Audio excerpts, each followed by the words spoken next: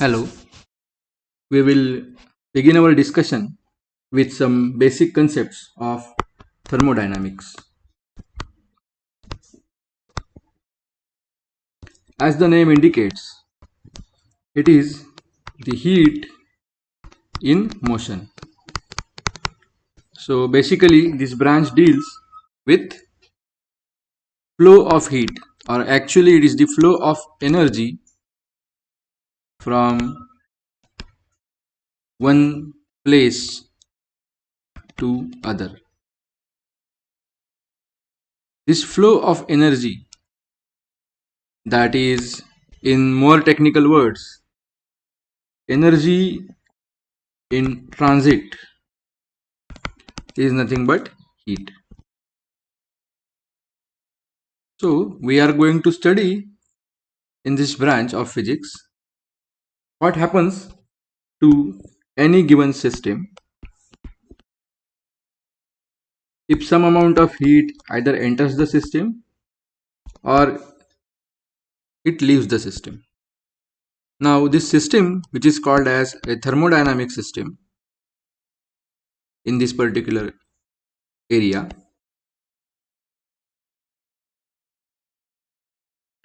can be anything, but to be specific, the most general example can be taken as a collection of gas molecules enclosed in a container. So this is a famous example of a thermodynamic system. Now this system is characterized uniquely by some properties. These properties are called as thermodynamic parameters.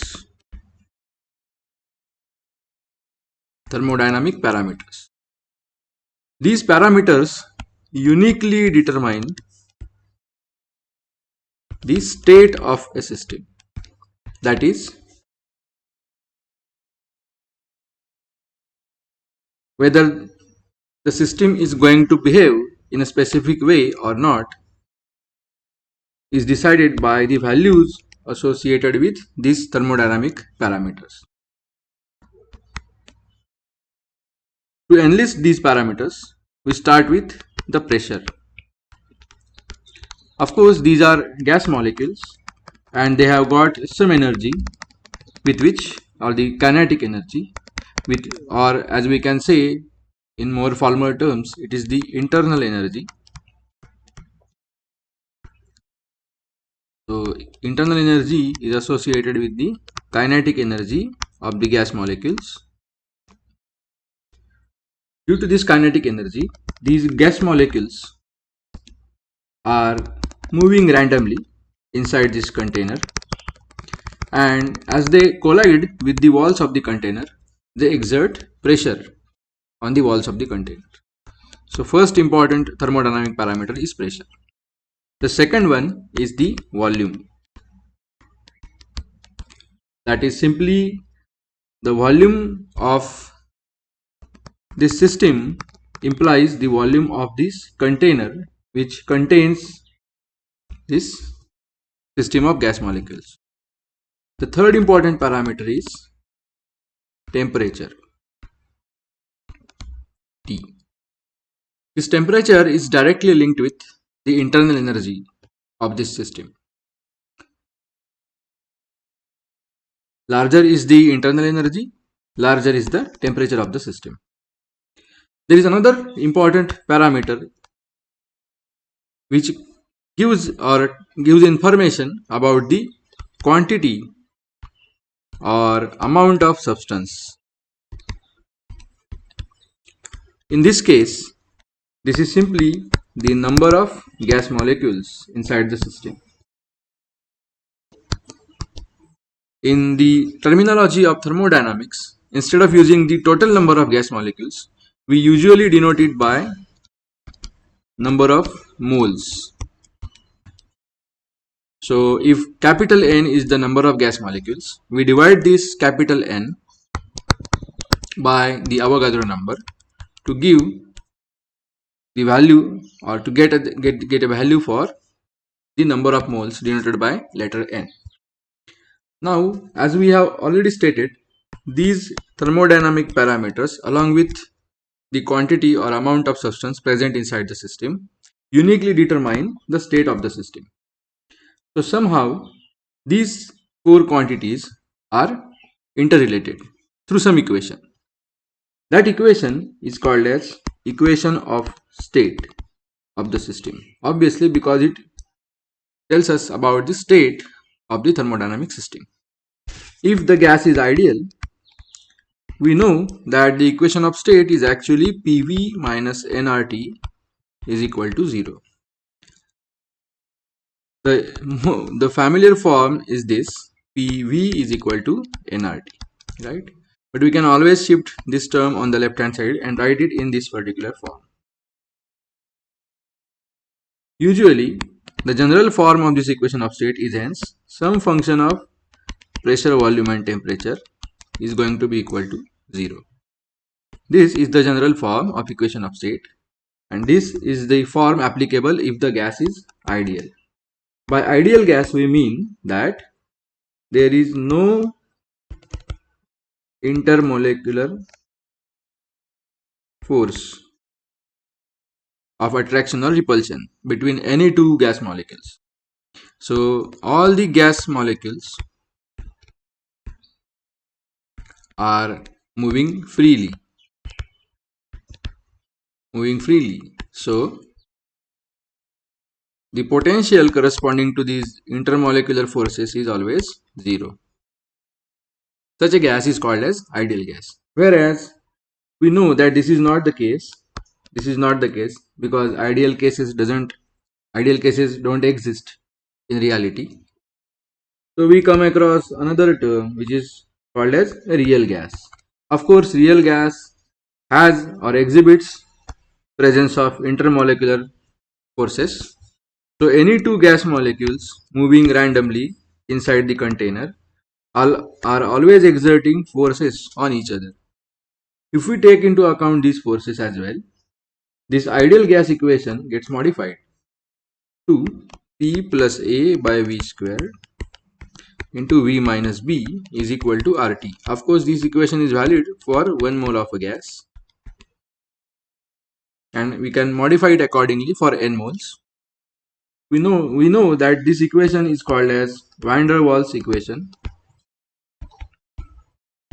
So this is also the equation of state, but for a real gas. And these constants A and B are called as van der Waals constants, and these are fixed for a given species of gas. For a given gas, A and B are fixed. If the gas is changed, the values of A and B are changed accordingly. In order to study this system, we must have a set of laws which are followed or obeyed by all such thermodynamic systems. The first and the most fundamental law of these is typically the law of thermal equilibrium. The statement of this law may appear very obvious, but since this is the most fundamental law, we have to study it first. In some books, it is also called as zeroth law of thermodynamics. We should note that why is this law called zeroth? That is because people already stated formally the first law, and then they found out that they must state a more fundamental truth which should have been written prior to the declaration of first law. So the obvious numbering for that particular law has to be zeroth. And this law states that if suppose there are three systems A, B and C, so there are three thermodynamic systems A, B and C, and if A and B are independently in equilibrium, with C, of course in thermal equilibrium with C, if A and B are independently in thermal equilibrium with C, then A is in thermal equilibrium with B. That is the formal statement of this law. And by thermal equilibrium, we mean that any two thermodynamic parameters or thermodynamic variables x and y are constant for the system. So this x and y could be either pressure, volume or temperature. So if for a system any two of these three thermodynamic parameters or variables which are independent of each other are constant, then we say that the system is in thermal equilibrium. So according to this law, if A is in thermal equilibrium with C and B is in thermal equilibrium with C, then this implies that A has to be in thermal equilibrium with B. And by thermal equilibrium, we can also imply that the temperatures of these systems are same. That is, if TA, that is temperature of system A, is same as temperature of system C, and temperature of system B is same as temperature of system C, then we also imply that temperature of system A has to be equal to temperature of system B. This is the formal way of stating zeroth law of thermodynamics, as some people call it, or basically the law of thermal equilibrium. Now let us move to the first law, statement of first law, which is sometimes also called as principle of conservation of energy traditionally.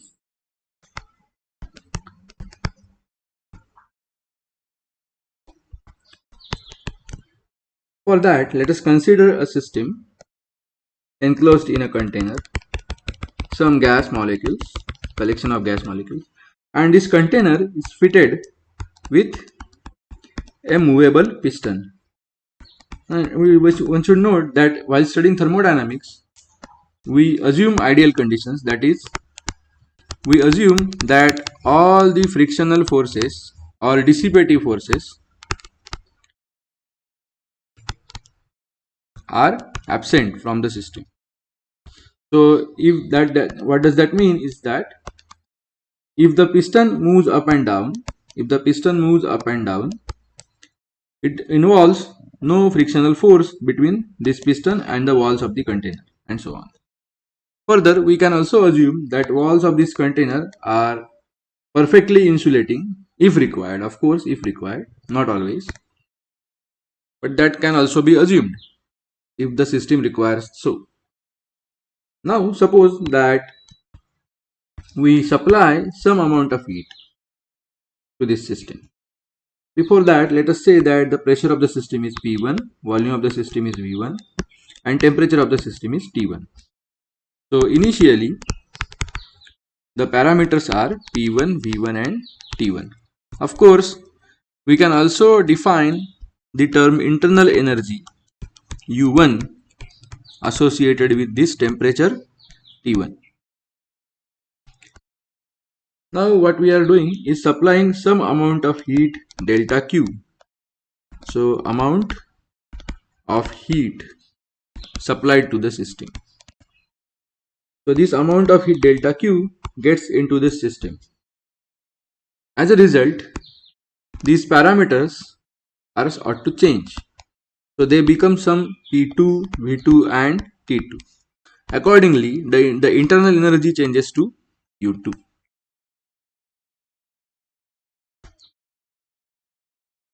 So effectively, we are seeing that the temperature or the internal energy or the kinetic energy, because the internal energy is associated with the kinetic energy of these gas molecules, is going to increase if we supply an amount of heat delta Q. Further, along with this possibility, there is another possibility that the piston moves upward.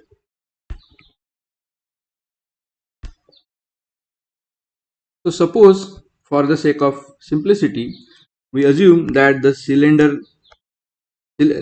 cylindrical container is taken with a cylindrical piston fitted to it, And suppose this A is the cross-sectional area of this cylinder or also of the piston.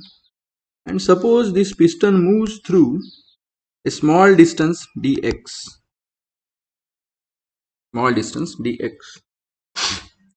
due to this particular supply of heat.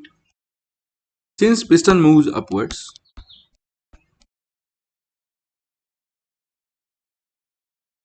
what happens is this gas or the thermodynamic system performs work, mechanical work in this particular case.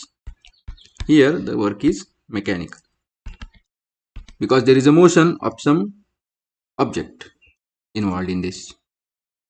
By definition, work is nothing but force into displacement.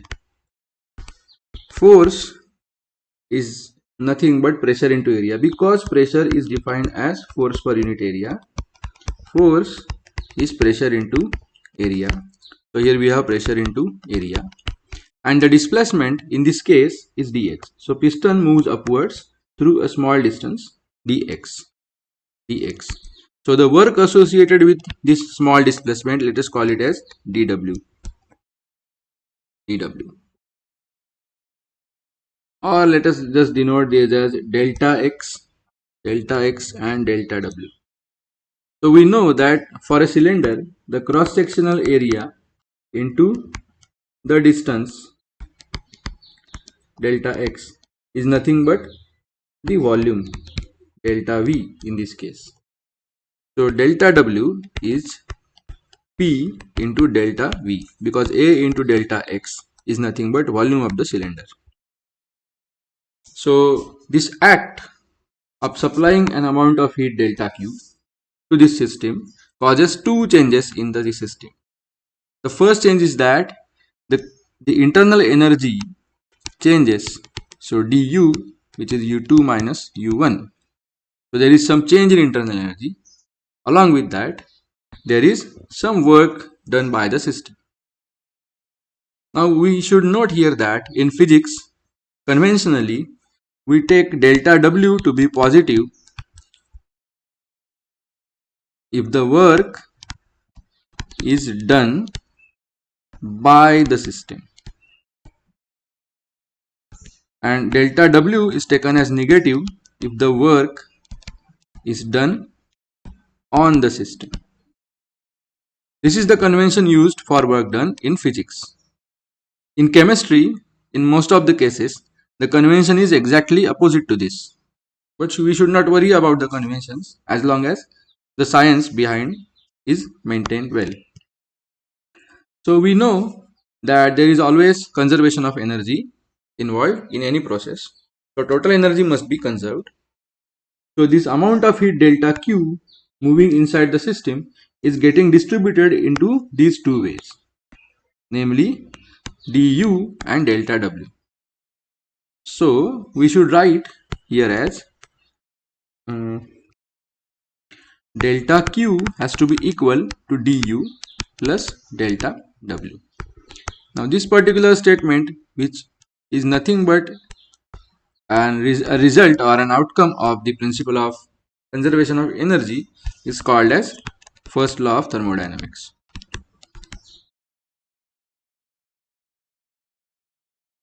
Now let us look into this work done in detail. We know that from the mathematics of calculus, we plot y, which is a function of x, which is dependent variable on y-axis, and independent variable x on x-axis. So suppose there is a function, some function f of x, and if we want to integrate this fx dx or integral y dx, suppose say y is just x squared. So this is the graph for y equal to x squared. Then we say that integral x squared dx is the integration. This integration geometrically implies the area under this particular curve. So let us just rub out the other curve.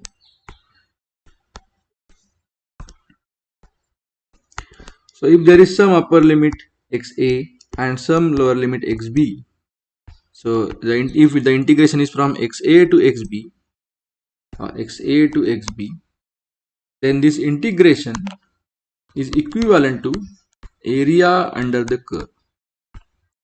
Area under the curve. This is the geometrical interpretation of the process of integration.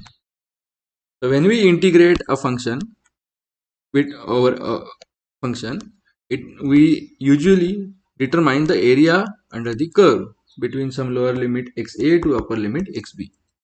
Now just try to understand. We wrote that delta w is p delta v. So the system, suppose, moves from state 1 to some state, actually it should be the other way.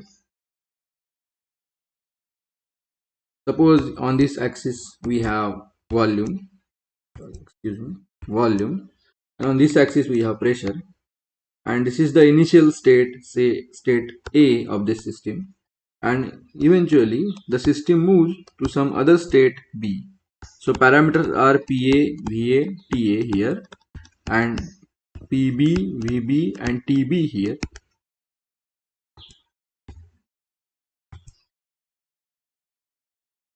So the volume is VA and VB. So in this particular process, the work done W is integral dW from state A to state B. Let us say delta W. So that is integral P delta V from state A to state B. Now if we compare this with this example, this X is replaced by V, dx is replaced by dV, this Y is replaced by P, this Y or f of x is replaced by P. So basically this work done is nothing but the area under this curve. So this is a simple graphical way to determine the work done in a process.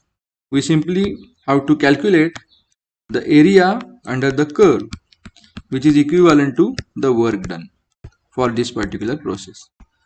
This is true for any any state change from state A to state B on a pressure versus volume diagram. This fact can also be used to understand why work is a path function and not a state function alone. Let us take an example where there are two different paths. Let us say from A to B. In one case, the system goes from A to B by following path 1, and then it can also go from A to B by following path 2. So let us calculate the work done in path 1. For this particular case, we can straight away find that the work done in this case is going to be area under this curve. Of course, this is a larger area, and for the second path, if we calculate the work done for the same change of state from A to B, but by following the second path, so this is for path 1 and path 2. Now the area under this particular curve is simply this square. So obviously this particular part is just the W2, whereas this entire part is W1. So we see that if we change the path from 1 to 2 or vice versa, or we can choose any random other path, say path 3 and 4 and so on a PV diagram, and for each of these paths the work done could be different. So the work done depends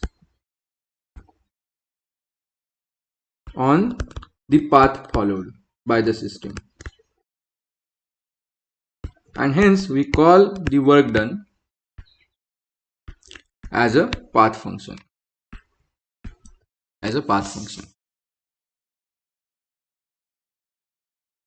There is another important property associated with the internal energy. that let us consider a cyclic process. So a cyclic process implies that system returns to its initial state.